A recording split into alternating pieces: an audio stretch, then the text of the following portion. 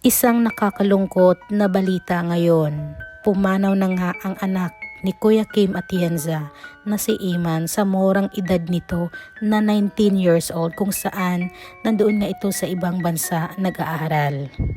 At dito mismo sa naging post ng asawa ni Kuya Kim Atienza, sabi dito, "It's with deep sadness that we share the unexpected passing of our daughter and sister Iman."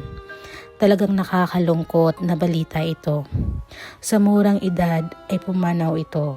At sa naturang post na ito ngayon ng asawa ni Kuya Kim ay bumuhos naman ang pakikiramay galing sa mga malalapit nila sa industriya ng showbiz.